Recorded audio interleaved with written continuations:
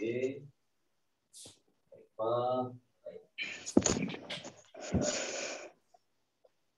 Testing.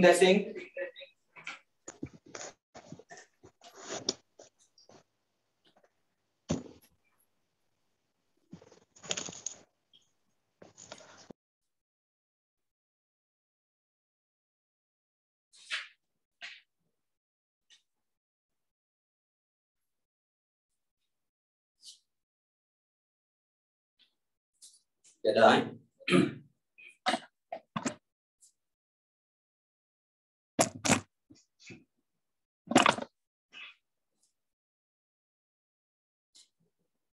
Kamu selesa saya nak pinkan yang ni ke yang tu? Yang mana yang view kamu yang lebih selesa?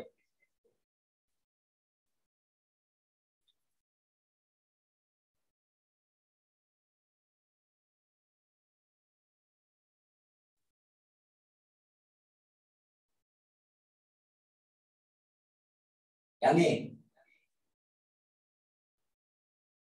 Yang sebelah dia sir. Yang sini? Okey.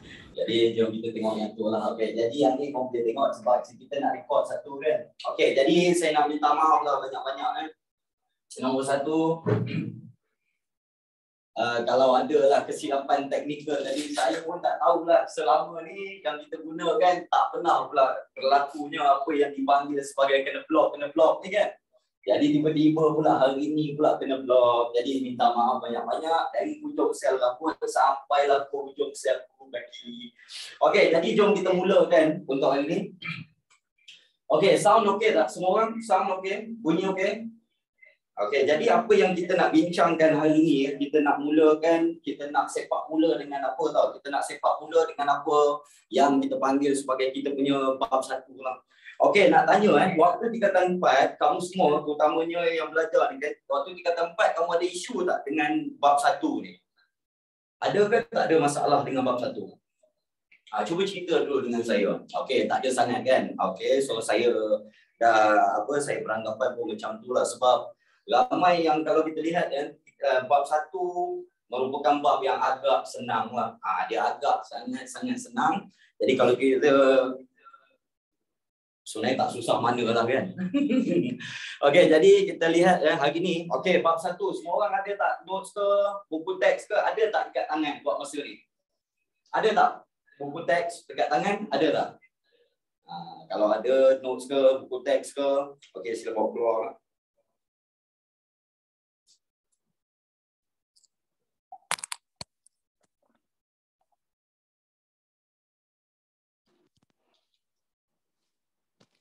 Testing.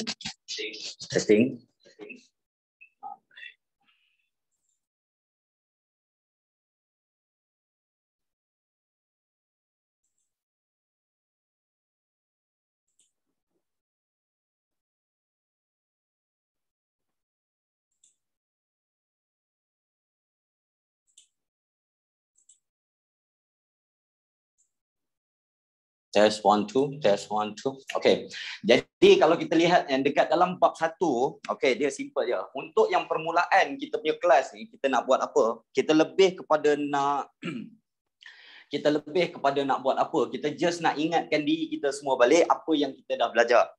Jadi okey, kalau dekat dalam bab 1 dia sebenarnya bab yang sangat-sangat senang, dia sebenarnya lebih kepada introduction lah. Jadi kenapa saya nak mulakan dari awal? Simple je sebab kita mulakan dari awal supaya kita tahulah apa yang kita belajar kan. Jadi saya minta maaf lah atas kesilapan teknikal untuk hari ni kan. Diharapkan semua orang okey boleh bersama-sama lah. Okey, jadi jom kita tengok bab 1. Okey, kita akan pergi cepat je. Okey, jadi dekat dalam bab 1 ni kalau kita lihat dia sebenarnya simple je sangat-sangat. Okey, mana bab 1 kalau kita lihat dia sebenarnya kita belajar pasal apa? Okey, bab 1 ni dia simple, kita belajar pasal apa yang dipanggil sebagai warisan negara bangsa. Jadi dekat dalam apa yang dipanggil sebagai warisan negara bangsa ni dia sebenarnya kan dia revise balik apa benda yang kita dah pernah belajar sebelum ni. Okey, maksudnya dekat dalam tingkatan berapa? Semua orang ingat lagi tak tingkatan berapa yang kita belajar benda ni? Tingkatan berapa yang kita belajar benda ni? Semua ingat ke tak ingat? Ingat. Okey, 2 kod dua kod. Ada yang 3 kod. Okey. Jadi dia simple dia. Dia sebenarnya kalau kita lihat apa yang kita belajar dekat dalam bab ni, dia nak bagi tahu balik apa sebenarnya yang berlaku dekat dalam negara kita, sistem pemerintahan kita, semuanya based on apa yang kita belajar dekat dalam tingkatan 2 atau 3 tu. Yang tu je yang dia cuba nak sampaikan. Jadi untuk soalan SPM pun, dia tak susah pun. Dia akan keluar soalan yang sangat-sangat simple lah. Okey, sebab itulah dekat dalam bahagian ni, kita belajar nombor 1, kita belajar pasal apa? Kita bincangkan pasal serba ringkas, pasal apa yang kita panggil latar belakang. Jadi kalau kita lihat dekat dalam latar belakang dia, macam biasalah, bab-bab yang SM ni semuanya, majoritinya ada pasal latar belakang. Okey, nombor 1 kita tengok latar belakang ni, kita belajar pasal apa? Kita dah tahu pasal apa yang dipanggil sebagai ciri-ciri negara bangsa. Jadi kalau kamu lihatlah dekat dalam ciri-ciri negara bangsa ni, apa benda yang kita belajar? Maksudnya nak bentuk sebuah negara bangsa tu, apa dia? Tapi kita kena faham, yang ciri-ciri negara bangsa, yang kita dah tahu sebelum ni kan, dia sebenarnya ceritakan pasal ciri negara bangsa alam Melayu. Jadi pada siapa yang tak tahu kan, ciri negara bangsa alam Melayu ni simple sahaja. Dia merujuk kepada kerajaan-kerajaan yang ada dekat dekat seluruh Asia Tenggara ni, kerajaan-kerajaan yang belum lagi datangnya Islam pada waktu tu. Jadi kalau kamu tengok kan, pada waktu ni kan Islam belum sampai lagi. Yang ni kiranya kita belajar kan sebelum tahun 1400 Masihi. Cuba ingat dan juga cuba fahamkan benda tu. Di mana sebelum 1400 Masihi. Sebab apa? Selepas tu datangnya Islam. Jadi selepas tu bila datangnya Islam, barulah kita belajar ada pula pasal Kesultanan Melayu Melaka. Jadi jangan risau. Dia sebenarnya yang ciri-ciri negara bangsa alam Melayu ni semuanya pasal kerajaan-kerajaan yang wujud sebelum kedatangan Islam. Jadi fahamkan. Jadi bila kita dah belajar pasal tu, jadi yang negara-negara, kerajaan-kerajaan yang wujud pada waktu tu, dia mestilah mempunyai dia punya ciri-ciri dia yang tersendiri kan. Jadi ciri-ciri tersendiri tu, itu yang kita belajar adanya apa? Dia mesti ada raja. Lepas tu kemudiannya, lepas dah ada raja, dia mesti ada pula apa benda? Dia mesti adakan apa yang dipanggil sebagai sistem undang-undang. Lepas tu kemudiannya yang ketiga, dia ada pula apa yang dipanggil sebagai wilayah-wilayah pengaruh.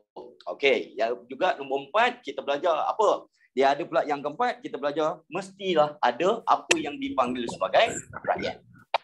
So dia mesti ada siji, loro, telu, papat. Jadi mesti ada 4 benda. Mana dekat dalam 4 benda ni, raja, undang-undang dan juga wilayah pengaruh serta rakyat ni, fahamkan dia semuanya wujud sebelum kedatangan Islam. Jadi dia wujud sebelum kedatangan Islam. Sebab apa tahu? Contohnya ya, Cik Nurul. Kita tengok pula Cik Haifa. Ataupun yang lain-lain kan. Ramai yang belajar benda ni tapi dia tak faham sebenarnya apa yang dia belajar. Sebab apa? Dia tak tahu bila benda ni berlaku. Jadi kita kena tahu yang benda ni berlaku sebelum kedatangan Islam. Maksudnya sebelum tahun 1400 Masihi. Maksudnya pada waktu tu orang-orang yang ada dekat dalam kawasan kita ni semuanya mengamalkan agama apa? Semuanya amalkan agama Hindu, Buddha. Kamu kena ingat yang tu sahaja. Di mana kita lihat, agama Hindu Buddha. Sebab, nak tanya sikitlah semua orang kan. Soalan kebat terutamanya.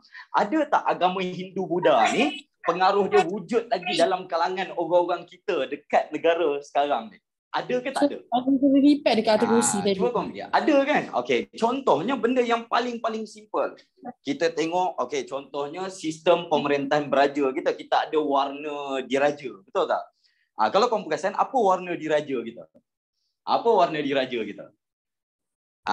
Jadi warna diraja kita warna kuning. Jadi kalau kita lihat sebenarnya salah satu sebab warna kuning ni menggambarkan apa? Melambangkan kedaulatan. Betul tak?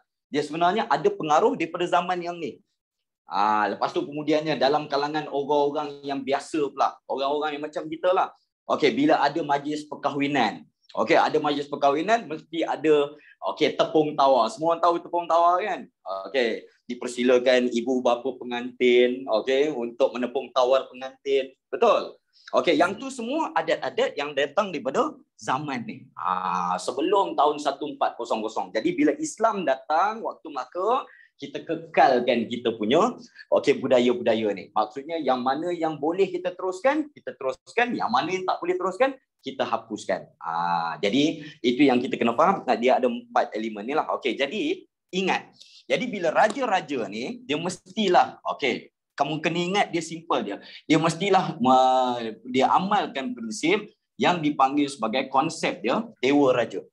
Okey, katakanlah dalam exam kan ditanya, kenapa ada yang tak boleh teruskan? Okey, Cik Azim, very good question. Okey, di mana kenapa ada yang kita tak boleh teruskan? Sebab benda tu bertentangan dengan agama Islam.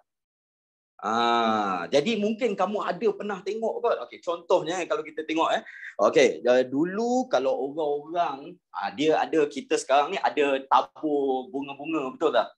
Contohnya dipersilakan pengantin, pengantin pun datang, kerpak-kerpak gerbung-gerbung, kerpak-kerpak gerbung-gerbung kan. Ada pula flower girl. Setuju kan? Ada flower girl, tabur bunga, betul? Okey, dulu mereka bukan tabur bunga, mereka tabur beras. Beras kunyit tu, beras kunyit tu dicampurkan dengan air dengan kunyit tu supaya color kuning, lepas tu dia taburkan dekat perjalanan. Sepanjang perjalanan yang raja sehari. Sebab tu dipanggil raja sehari. Jadi dia taburkan dekat situ.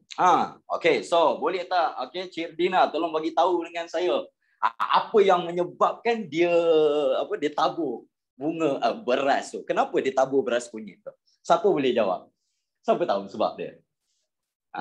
Jadi sebab dekat dalam kepercayaan orang dulu, dia cakap apa? Itu melambangkan kesuburan. Maksudnya bila pengantin tu, lelaki perempuan tu lalu, bila dia pijak beras tu, maksudnya mereka doakan supaya dapat anak seramai beras yang ditabur. Kiranya lebih kurang macam tu lah. Dia melambangkan kesuburan. Tapi bila datangnya Islam, lepas 1400 Masih, adakah kita teruskan lagi benda yang macam tu? Kita dah tak teruskan. Sebab apa? Pembaziran. Lepas tu kepercayaan tu ada pengaruh Hindu Buddha, yang mana yang dah menganut Islam ni, dia tak nak terlibat dengan benda tu. Jadi itu yang kamu kena faham ya. Jadi dia ada sedikit perbezaan. Tapi ada pula yang adat-adat yang lain yang tak bertentangan dengan agama Islam, tetap diteruskan.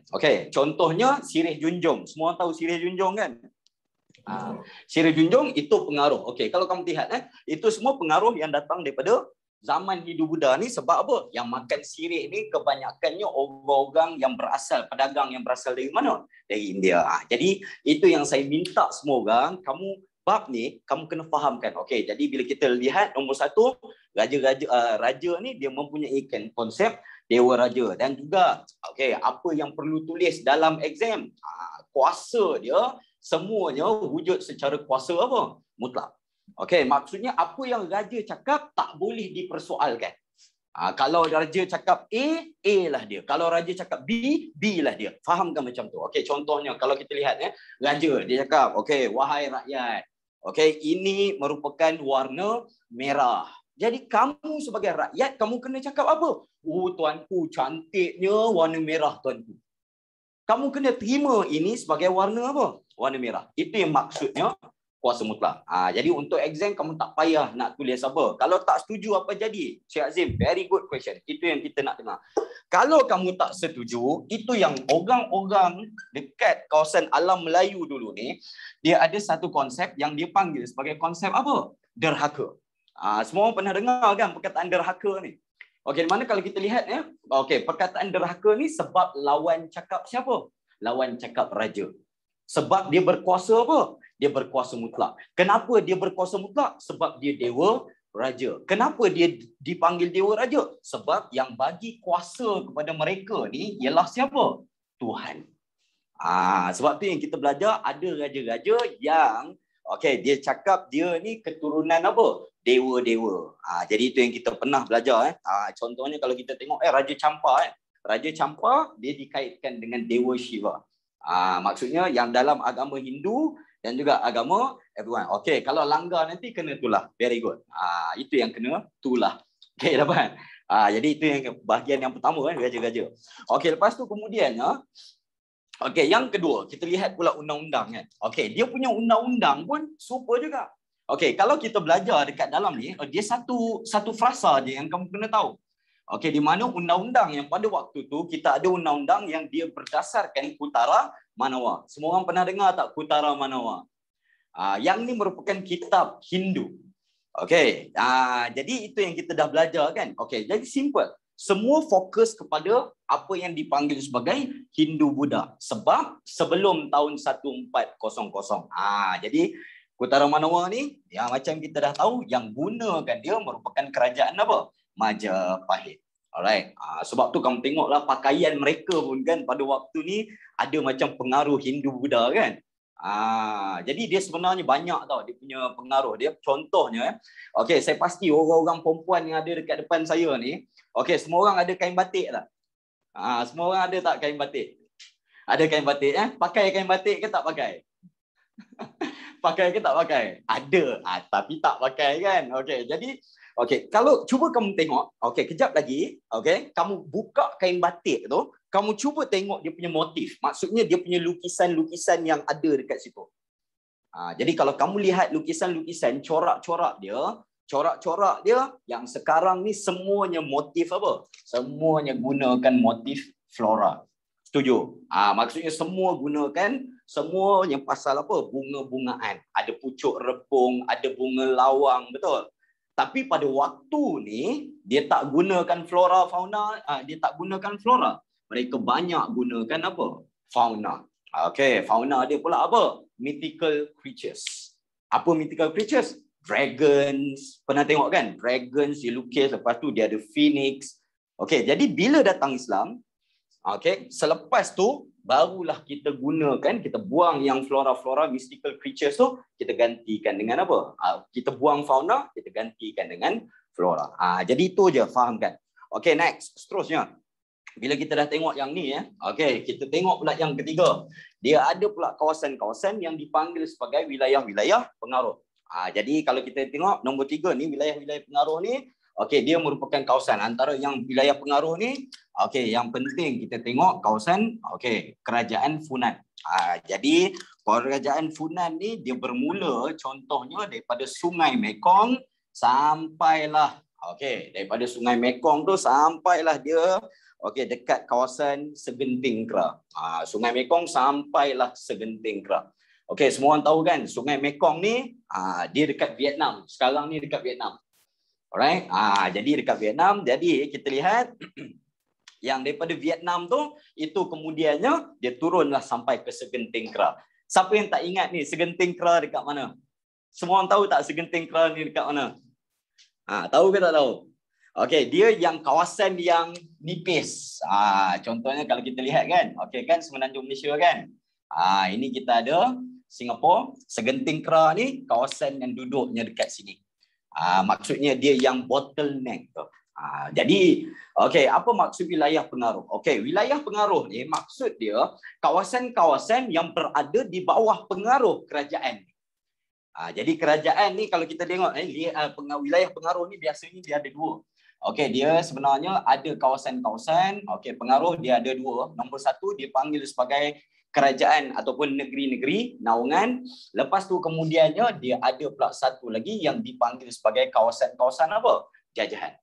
Jadi pastikan anda tahu perbezaan. Wilayah pengaruh mesti ada naungan, mesti ada jajahan. Kalau soalan exam tanya, apa naungan, apa jajahan? Simple je. Naungan ataupun jajahan ni merujuk kepada apa? Merujuk kepada wilayah pengaruh. Yang ni secara sukarela.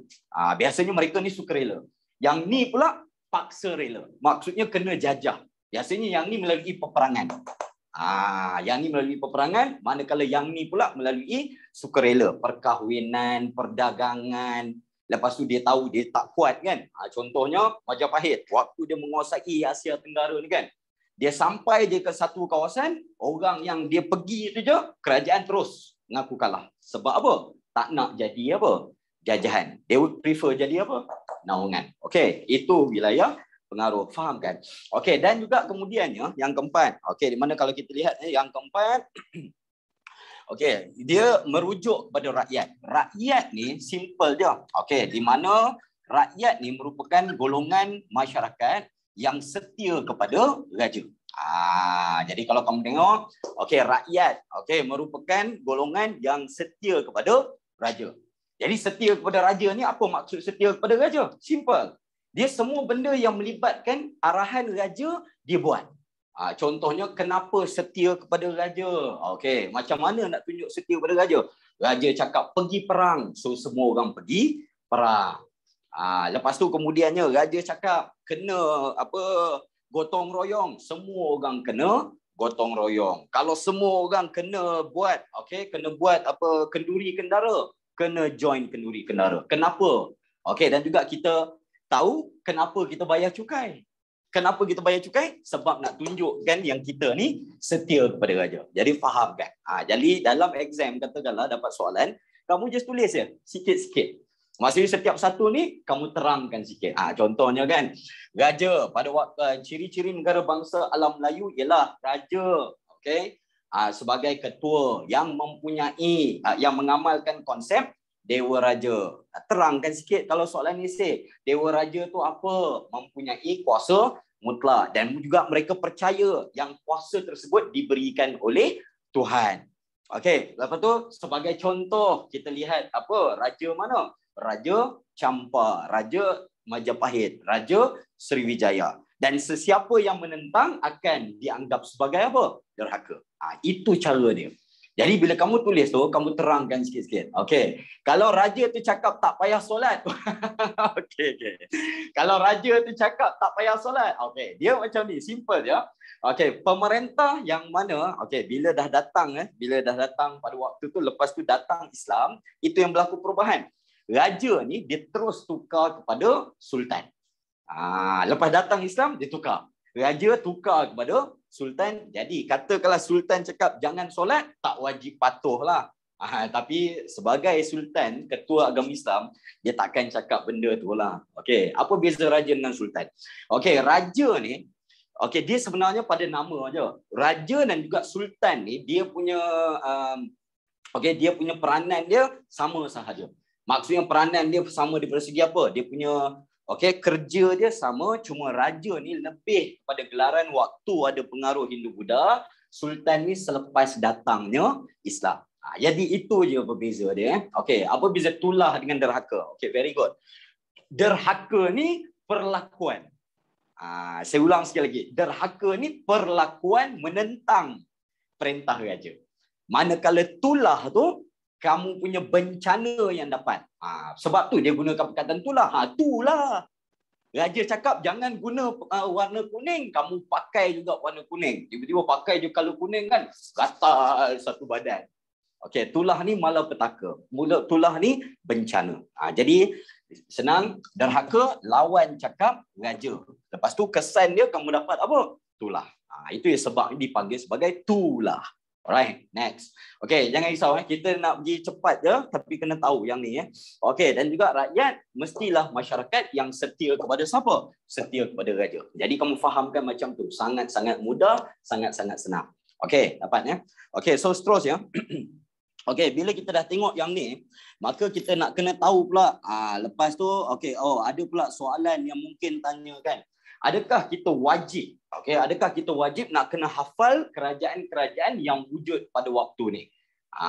Jadi wajib ke kita nak hafal setiap satu kerajaan? Tak payah.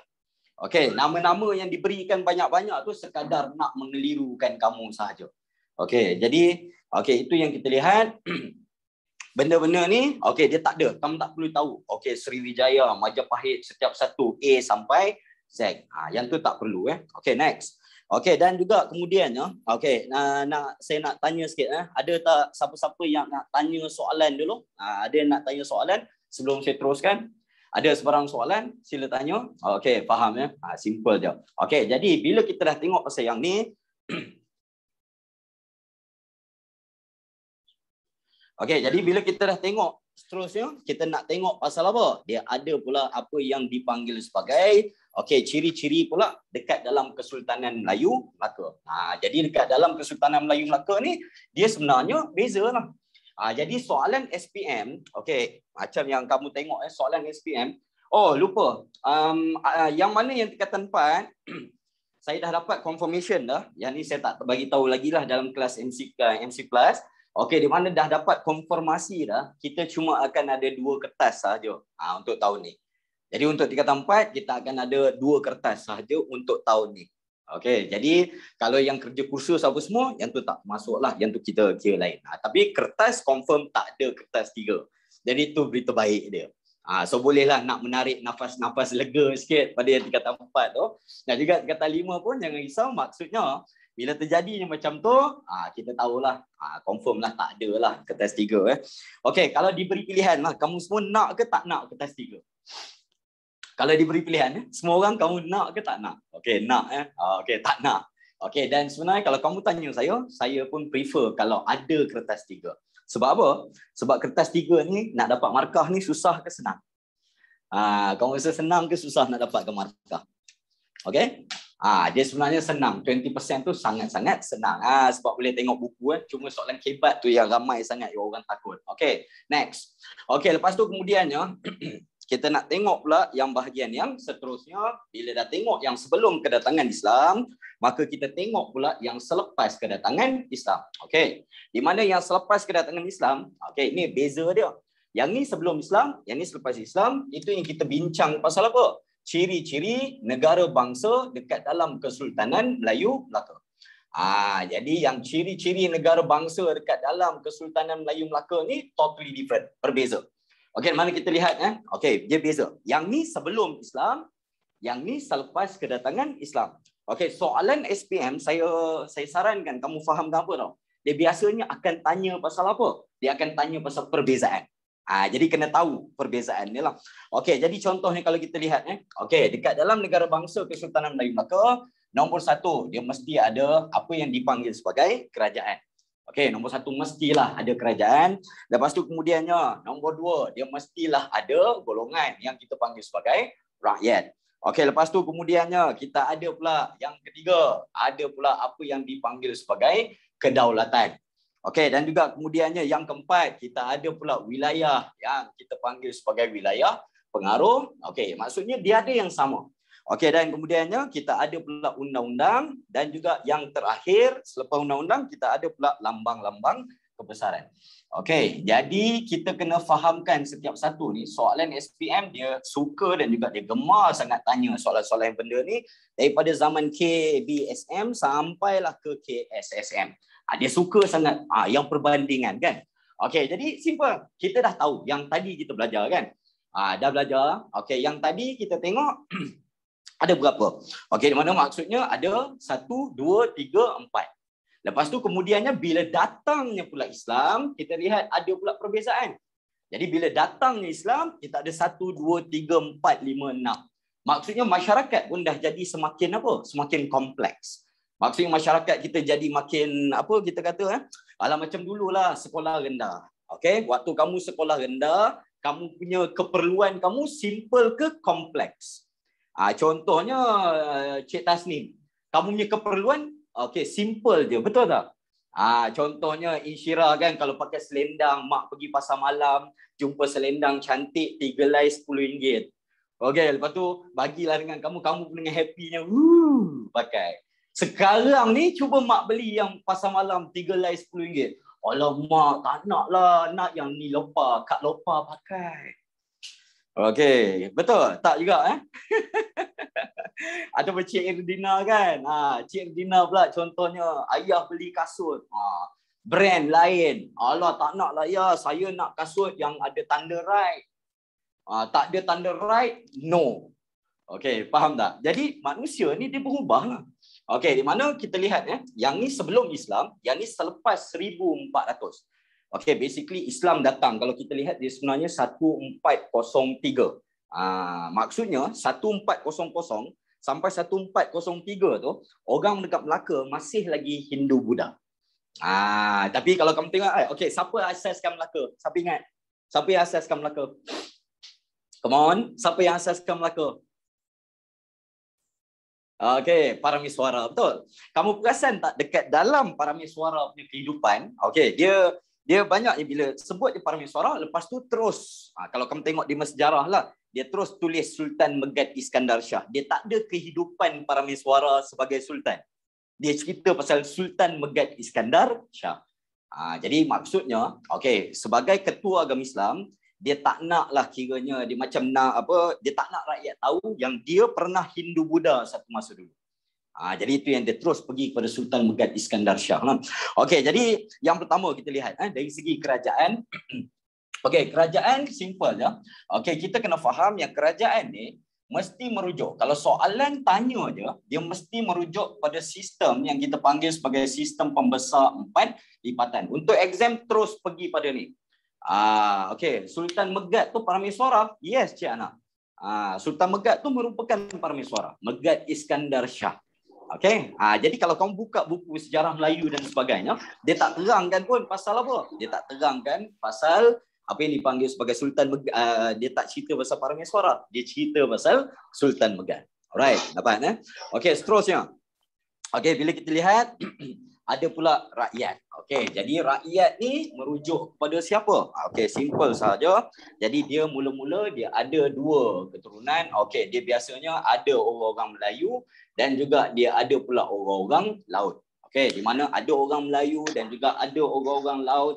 Simple je. Orang laut ni orang yang ikut Parameswara pada peringkat awal lah. Okey, lepas tu kemudiannya kita lihat Okey, lepas tu dia ada pula golongan apa? Dia pecahkan pula yang kita tengok dia ada.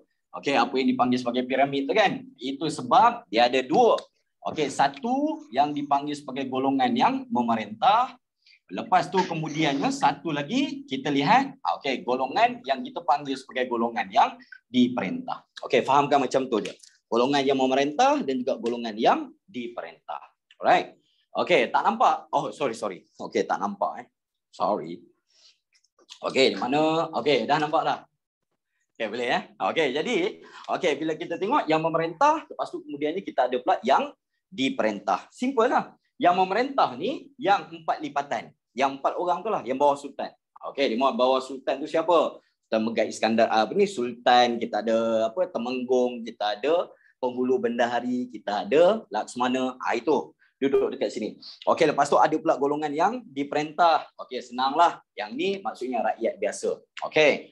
Dan juga rakyat biasa ni pula ada pula golongan yang dipanggil sebagai golongan hamba. Alright. Okey, so seterusnya kedaulatan. Okey, jadi bila kita lihat pada kedaulatan ni, dia merujuk kepada apa yang dipanggil sebagai hak mutlak sultan. Jadi kamu kena faham yang ni merupakan apa yang kita panggil sebagai hak mutlak sultan. Hak mutlak sultan ni apa? Maksudnya kedaulatan tu dia direct refer kepada sultan. Okey, beza dengan sekarang kan. Dulu sekarang ni kedaulatan ni dia lebih kepada apa? Dia lebih kepada macam mana cakap lebih kepada kedaulatan ni negara. Tapi pada waktu ni kedaulatan dia merujuk direct kepada siapa? Kepada sultan. Jadi itulah sedikit perbezaan dia. Okey, dan kemudiannya kita ada pula wilayah-wilayah pengaruh ni. Okey, wilayah pengaruh ni merujuk kepada apa? Dia kawasan-kawasan yang diduduki. Sama juga macam tadi, dia ada kawasan-kawasan yang dipanggil sebagai naungan dan juga kita ada jajahan ataupun turut kadang-kadang dipanggil sebagai kerajaan-kerajaan taklukan. Okey, sebab itulah Melaka pada waktu ni dia dipanggil sebagai empire. Saya ulang sekali lagi. Melaka pada waktu ni tak dipanggil negeri. Dipanggil sebagai empire ataupun kerajaan. Itu yang kita lihat. Dia duduk dekat mana? Simple je. Di mana kita ada semenanjung tanah Melayu kan? Lepas tu kemudiannya kita ada pula semenanjung Malaysia, kita ada Sumatera.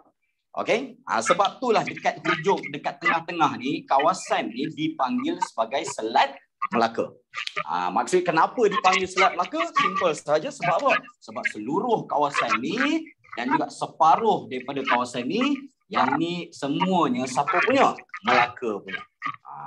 Jadi itu yang kita lihat dekat sini. Tengah-tengah ni Melaka punya. Jadi sebab itulah dipanggil sebagai Selat Melaka. Alright. So lepas tu kemudian wilayah pengaruh, naungan, tanah jajahan taklukan. Dalam SPM, dalam exam, kamu boleh juga tulis merangkumi seluruh semenanjung Malaysia dan juga sebahagian daripada Pulau Sumatera. Itu sahaja yang kamu kena tahu dan juga kena terangkan, dan terdiri daripada kawasan-kawasan naungan dan juga kawasan-kawasan jajahan ataupun taklukan. Okey, next. Lepas tu kemudiannya kita ada pula undang-undang. Dua je. Okey, di mana undang-undang kita ada simple je. Dia ada nombor 1 apa yang dipanggil sebagai hukum kanun Melaka. Lepas tu kemudiannya yang kedua, kita ada pula undang-undang yang dipanggil sebagai Undang-Undang Laut Melaka. Yang ni nanti dekat hujung bab tu nanti kita belajar balik detail kan. Simple je. Okey, dan juga kemudiannya hukum kanun Melaka, Undang-Undang Laut Melaka, simple je. Hukum kanun Melaka ni dia lebih kepada peranan raja dan juga pembesar. Maksudnya peranan raja dan juga pembesar dekat dalam kerajaan, termasuklah perintah peranan rakyat. Okey, tapi kalau kita lihat pula dekat Undang-Undang Laut Melaka ni, semua yang berkaitan dengan perdagangan. Semua yang berkaitan dengan perdagangan, semua yang berkaitan dengan apa nak kata undang-undang dekat laut, kiranya maritime law. Kiranya saya nak tanya sikit dengan kamu ni, katakanlah soalan kebat tanya. Okey. Boleh tak kita kembali kepada zaman keagungan Melaka? Boleh tak Malaysia jadi kembali kepada seperti zaman keagungan Melaka? Boleh ke tak boleh? Boleh. Jadi boleh tak? Okey, berdasarkan kata soalan kebat berdasarkan apa yang telah dipelajari dalam Kesultanan Melayu Melaka, okey, apakah yang perlu kita buat untuk menjadi seperti Melaka? Okey, Cik Erdina ada cadangan? Ada cadangan. Okey, apa? Jadi kamu tengok apa yang mereka buat ni, itulah yang kita kena buat. Contohnya, okey, mengamalkan Undang-Undang Laut Melaka. Okey, siapa boleh bagi tahu dengan saya siapa yang jadi enforcers, yang jadi penguat kuasa waktu dalam Undang-Undang Laut Melaka? Siapa penguat kuasa Undang-Undang Laut Melaka? Siapa tahu? Kalau yang dekat laut. Siapa? Okey. Siapa ketua terus Angkatan Laut? Laksamana. Very good. Okey. Jadi kadar jenayah dekat laut pada waktu kegemilangan Empayar Melaka ni, kamu rasa tinggi ke rendah kadar jenayah dekat laut ni? Rendah. Kamu semua tahu pasal apa? Sebab Laksamana ni bila dia menguatkuasakan Undang-Undang Laut Melaka, okey, yang bantu dia jalankan penguatkuasaan ni merupakan golongan orang-orang apa? Orang-orang laut. Pernah dengar kan orang laut kan? Okey, jadi orang-orang laut ni, mereka sebelum bentuknya Melaka ni, mereka ni gangsters. Mereka ni lanun dan juga gangsters of the sea. Kita panggil sekarang ni sea gypsies lah. Sea gypsies.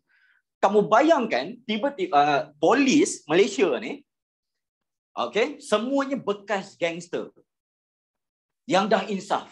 Maksudnya polis PDRM ni semua ambil bekas-bekas gangster yang dah insaf ni. What will happen to our kadar jenayah, crime rate kita, kamu rasa tinggi ke rendah? Kalau semua polis ni bekas-bekas penjenayah yang dah insaf, mesti rendah punya. Yalah, kau bayangkanlah kamu nak buat hal kan, kamu cuba langgar undang-undang, tiba-tiba datang polis kan, dengan tegapnya, dengan badan ada tattoo sikit kan. Okey, kau tengah buat apa ni? Kamu rasa orang berani tak nak buat salah?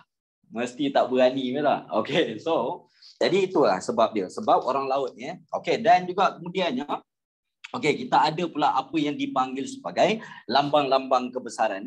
Okey, di mana dekat dalam lambang-lambang kebesaran, simple saja, apa benda yang terlibat dengan kesultanan lah. Okey, contohnya kalau kita tengok nombor 1, Kesultanan Melayu Melaka, dia amalkan apa yang dipanggil sebagai adat istiadat. Okey, di mana adanya adat-adat istiadat yang diperkenalkan, pertabalan, hari keputeraan dan sebagainya.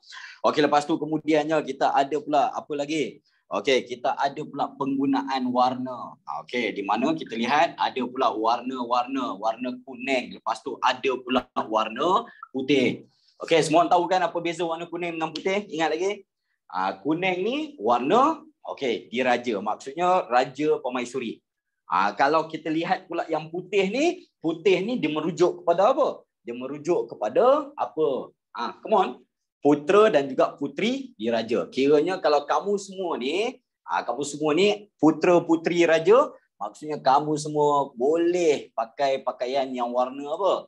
Bolehlah semua orang pakai pakaian yang berwarna putih. Maksudnya kamu boleh pakai warna putih. Kuning boleh pakai tak? Kuning boleh pakai tak? Tak boleh. Okey, maksudnya orang dulu tak ada baju kuning lah. Kalau ada pun kena pakai dekat rumah, kena pakai senyap-senyap. Okey, dan juga kita ada pula selain daripada lambang, dia ada pula apa? Okey, kita ada pula apa yang dipanggil sebagai bahasa dalam. Okey, semua orang tahu yang bahasa dalam? Okey, bahasa dalam ni perkataan lain dia, okey, turut kita panggil sebagai bahasa istana. Okey, dekat dalam BM saya nak tanya tingkatan 4 dan tingkatan 5, ada belajar tak pasal bahasa dalam ni? Ada belajar tak bahasa dalam? Bahasa istana ni ada? Ada. Okey, so contohnya kita makan, kita sabda. Okey, mereka ni buat apa? Santap. Lepas tu kita mandi, shower, kecebum-kecebum. Okey, jadi mereka ni golongan diraja ni apa? Bersiram. Okey, boleh tak semua orang bagi tahu Cik Farah? Boleh tak terangkan kenapa mereka gunakan perkataan lain, Cik Farah? Kenapa gunakan perkataan lain? Kenapa tak gunakan perkataan yang sama? Boleh share, boleh cerita pasal apa? Okey, lagi stylo. Sebab dia simple, nak tunjukkan perbezaan. Maksudnya darjat tu lebih tinggi, kehebatan. Okey, itu yang kita tengok hari keputeraan mereka pun diberikan apa? Adanya apa? Special majlis-majlis kan. Okey, kita lahir, ayah kita azankan kita, qamatkan kita, lepas tu happy makan pulut kuning dekat rumah. Selesai. Alright. Tapi mereka siap cuti lagi. Okey, next. Seterusnya. Okey, ada istiadat warna kuning. Kita ada bahasa dalam. Lepas tu jangan lupakan pula ada pula perkara-perkara seperti alat-alat kebesaran. Jadi kalau kamu lihat alat-alat kebesaran ni apa? Contohnya kita ada tali pinggang WWE. Semua orang tahu tak? Sultan-sultan kita kan ada tali pinggang WWE kan. Jadi tali pinggang tu dipanggil sebagai pending diraja. Bukan pending pending diraja. Lepas tu kemudiannya kalau yang pemaisuri dia ada pula pakai kalung diraja. Lepas tu kemudiannya ada pula payung. Pernah tengok tak yang di Pertuan Agong bila periksa perbarisan dan sebagainya mesti ada payung, betul tak? Itu bukan payung bak kata kamu besya-besya. Itu bukan kaleng-kaleng payungnya. Jadi dia memang payung special untuk diraja sahaja. Okey, dan juga kemudiannya kita ada pula benda-benda yang lain. Jadi apa sekali lagi? Katakanlah soalan tanya kan, apa perbezaan dia? Apa sebabnya dibuat benda-benda macam ni? Kenapa diwujudkan alat-alat kebesaran ni? Jawapan dia simple sahaja, untuk memastikan kita semua apa? Pandang tinggi, nak bezakan taraf antara golongan diraja, kerabat dengan orang-orang biasa ni. Jadi itulah serba ringkas pasal perbezaan antara Kesultanan Melayu Melaka dan juga perbezaan dengan warisan dekat dalam ciri-ciri alam negara kerajaan alam Melayu yang sebelum kedatangan Islam. Jadi dia sebenarnya ada sedikit perbezaan. Jadi kalau kita lihat sedikit perbezaan tu sebenarnya simple dia start dengan agama. Di mana kalau kamu lihatlah dekat sini dia memang perbezaan dia mula dengan agama sahaja. Di mana sini kita ada agama, sini pengaruh agama apa? Sini pengaruh agama Hindu Buddha. Manakala kita lihat dekat sebelah kanan pula merupakan pengaruh yang kita lihat pengaruh daripada apa? Islam. Jadi dekat dalam exam pastikan kamu semua fokus pada yang tu. Maksudnya bila nak jawab saya dah ingat dah. Mesti satu yang sebelum kedatangan Islam, satu lagi yang selepas kedatangan Islam. Jadi soalan exam terutamanya tingkatan 4 kamu kena fahamkan di mana soalan ni perbezaan memang akan kerap ditanya. Maksudnya cikgu-cikgu ni memang suka bagi soalan-soalan yang berkaitan dengan perbezaan dia. Nanti dekat dalam grup saya akan share sedikit soalan, kita buat sama-sama nak. Nanti saya bagi share sikit soalan. Jadi nanti saya buat sama-sama, kamu cuba buat, saya pun cuba buat. Jadi kemudiannya kita tengok apa dia punya apa outcome dia. Saya bagi contoh-contoh soalan nanti kita buat sama-sama boleh saya ambil masa sikit lagi? Boleh sikit lagi Okey, ramai tak yang ambil tingkatan apa yang join tingkatan 5 punya kelas, ramai tak dekat sini? Okey, ramai juga kan yang tingkatan 5 Sorry lah Mushid, Azim. Okey. Boleh pula kena block pula saya punya account tadi. Sampai hati Zoom ni. Okey, tak sayang dengan saya lah agaknya. Okey, so terus Okey, boleh kita teruskan sikit lagi. Okey, di mana untuk tingkatan 4 ni? Lepas kita dah belajar pasal yang tu, okey.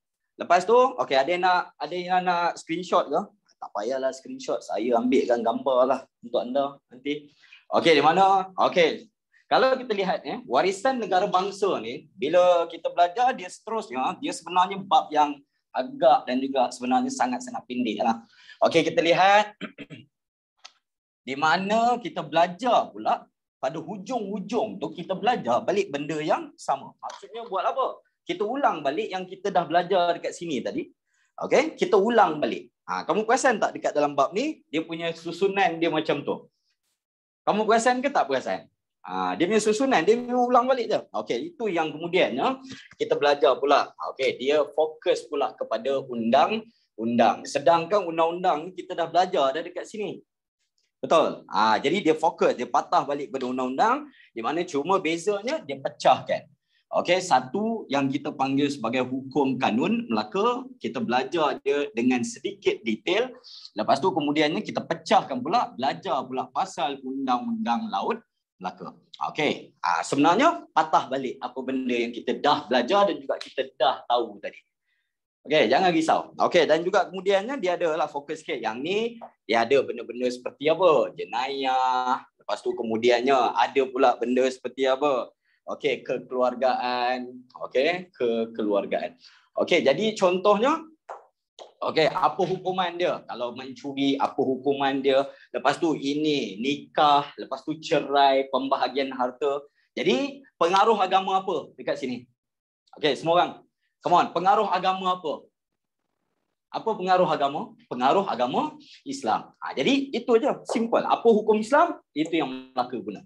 Okey, dan juga kita ada pula undang-undang laut Melaka. Simple. Antaranya kena tahu sikitlah peranan. Okey, adanya peranan nakhoda. Lepas tu kemudiannya kita ada pula apa lagi? Tanggungjawab. Maksudnya nakhoda, kapten kapal apa tanggungjawab dia? Lepas tu malim apa tanggungjawab dia? Dan juga kemudiannya ada pula pasal cukai. Okey, jadi senang je. Dia cerita balik pasal yang ni dekat hujung ni.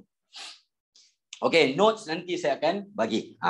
Jadi seterusnya bila kita dah tengok pasal tu, okey, dua. Dia ada pula pemerintah dan juga rakyat. Okey, simple. Masa yang sama, kalau kamu perasan, pemerintah dan juga rakyat ni, dia ulang balik benda yang sama. Maksudnya ulang balik benda yang kita dah belajar dah pun. Maksudnya apa pemerintah kena buat, apa yang rakyat kena buat. Okey, di mana kita lihat dekat sini simple lah. Okey, apa rakyat kena buat? Apa pemerintah kena buat? Okey, antaranya kita lihat jaga kebajikan rakyat. Yang ni merupakan golongan pemerintah. Okey, jadi tak semestinya sultan. Maksudnya yang pembesar 4 lipatan tadi. Lepas tu kemudiannya kita lihat pula mereka ni kena buat apa? Wujudkan perpaduan rakyat. Okey. Sama tak dengan apa yang kerajaan kita cuba buat sekarang ni dan juga mana-mana kerajaan dah punya? Sama je. Okey, wujudkan perpaduan rakyat, lepas tu jaga kebajikan rakyat. Dia tak adalah pula tiba-tiba buat benda yang berbeza kan. Sama je. Konsep kerajaan dari dulu sampai sekarang mesti nak jaga kebajikan rakyat. Okey, lain juga kemudiannya kita tengok pula ada cuma yang ni ada peranan raja, ada sultan, ada pula peranan pembesar. Tapi basically pembesar jalankan tugas yang sultan bagilah. Okey, dan juga kemudiannya kita ada pula peranan rakyat. Okey, rakyat pula kena bagi apa? Yang paling penting, rakyat kenalah bagi kesetiaan. Simple je. Dia contohnya kalau kita lihat kan, Cik Farah ke, kamu nak exam, kalau kamu jawab soalan dia, cikgu tanya apakah peranan rakyat, apakah tanggungjawab rakyat. Senang je, guna satu perkataan. Setia. Jadi bila daripada setia tu, macam mana kita nak setia? Simple, kita bayar cukai. Kenapa bayar cukai? Setia. Lepas tu kemudiannya kita jadi pula tentera bila raja panggil. Kenapa jadi tentera? Setia. Kenapa bila adanya gotong royong kerajaan panggil? Okey, kena gotong royong bina masjid, kena bina jalan raya. Kamu kena pergi. Bukannya sebab kamu terpaksa, tapi sebab buat apa? Sebab kamu setia. Faham tak? Jadi semua benda ni sebab setia. Saya nak tanya sultan-sultan dan juga pemerintah dulu, bijak ke tak bijak? Bijak tak? Bijak. Kenapa? Dia gunakan perkataan apa? Kesetiaan. Jadi semua orang akan buat dengan ikhlas. Faham tak? Semua orang akan buat dengan ikhlas. Okey, dan juga mungkin ada pula tanya, kenapa pula mereka boleh mengikhlaskan rakyat? Simple. Okey, kalau kita lihat yang tadi, waktu pengaruh agama Hindu-Buddha, raja-raja ni, mereka ni dapat kuasa daripada siapa? Daripada dewa-dewa. Betul? Bila dah datang pula pengaruh Islam, sultan-sultan ni, sebab itulah mereka ni dipanggil sebagai apa? Amirul Mukminin. Pernah dengar? Amirul Mukminin. Lepas tu dipanggil sebagai apa? Khalifah. Dan sebagainya. Betul? Sebab dia cakap kuasa yang didapat, dia bertujuan untuk sebagai khalifah atas muka bumi. Jadi semua gunakan konsep yang sama, iaitu konsep kesetiaan. Alright. Dan seterusnya. Boleh Encik Mursyid okey ke? Encik Mursyid nampak sedih je. Kamu punya rambut ni nampak macam kartun yang anak saya tengok lah. Apa nama kartun dia? Rambut dia macam tu tu? Allah, lupalah pula nama dia. So, Jimmy. Yes, Jimmy. Ada juga yang tengok. Dapat. Jadi itulah dia, ladies and gentlemen. Sekali lagi saya nak ingatkan, dekat dalam bab 1, pada siapa yang kita baru join, kita bukan apa, saya cuma bab 1, bab 2, bab 3, kita akan pergi cepat je. Saya just nak ingatkan kamu sebab bab ni susah ke senang? Senang je kan? Basically dia ada 4 benda yang utama. Jadi apa konklusi daripada bab 1 bab 1 simple je. Nombor 1, kamu kena tahu pasal ciri-ciri. Ciri-ciri dia simple. Ciri-ciri apa? Ciri-ciri kerajaan alam Melayu. Maksudnya yang sebelum kedatangan Islam, waktu pengaruh Hindu Buddha. Itu nombor 1. Lepas tu kemudiannya yang kedua, yang kedua, ciri-ciri juga tapi selepas kedatangan agama Islam. Itu yang kita belajar dan juga kita bincangkan Kesultanan Melaka. Letak dia dalam tu. Bab 1 ni senang. Lepas tu kemudiannya dah belajar ciri-ciri ni semua, dia sebenarnya dia fokuskan balik. Apa pula peranan apa benda yang kita belajar dekat dalam Undang-Undang Melaka? 2 benda, Hukum Kanun Melaka, Undang-Undang Laut Melaka. Dan juga kemudiannya apa pula yang kita belajar pasal hubungan pemerintah dan juga tanggungjawab rakyat. Jadi pemerintah jaga rakyat, rakyat kena apa? Setia.